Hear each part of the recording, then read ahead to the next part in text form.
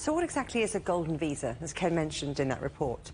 They offer the opportunity for wealthy people to essentially buy the right to residency, sometimes without even having to live in a country. Golden visa legislation exists in over 100 countries around the world. Recently, the most sought-after schemes have included Portugal, Malta, Greece, Cyprus, Spain and Italy. Investment options can vary, but real estate is a popular choice. In Spain, for example, an investment of around $540,000 in property is required to gain a golden visa, which gives the right to live, work and study in the country. In Portugal, most participants in the golden visa scheme were from China, Brazil and the United States. The European Commission has called for an end to such programmes because of security risks. Well, Sara Sousa Rebolo is a partner of Prime Legal Law, a firm in Lisbon, which helps foreigners apply for these golden visas. Thanks for coming on the programme, Sara. Now, what has changed then for these golden visas in Portugal?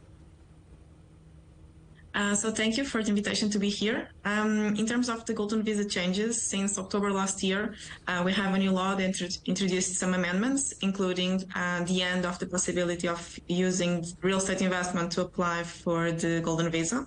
So at this moment, the two options of investment that are more trendy between the investors is the donation for cultural options and investment in venture capital funds. This is the major changes that occur. So is this good news or bad news then for potential investors?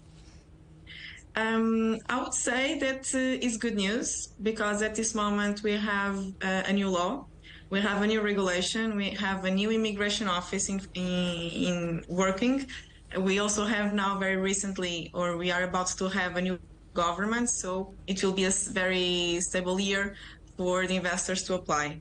Other than that, there is also a preoccupation from the services in reducing the queues for the pending applications. So I would say that is a good moment with innovative options of investment, some of them more connected with health preoccupations, environmental issues, agricultural, so a lot of options to explore.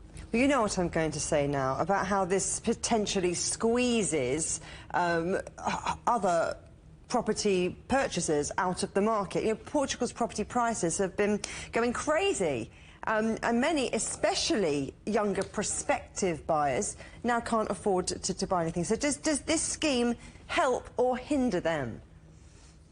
Well, I can tell you, and I'm working with the immigration program, between others, since 2012, that this scheme in particular was a very useful tool to recover a lot of companies and the construction sector with the damages caused by the financial crisis of 2008.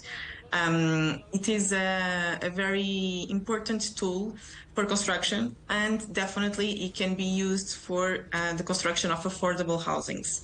Other than that, it's also important to have in mind that the real estate investment option, at least in big cities, is closed since 2022.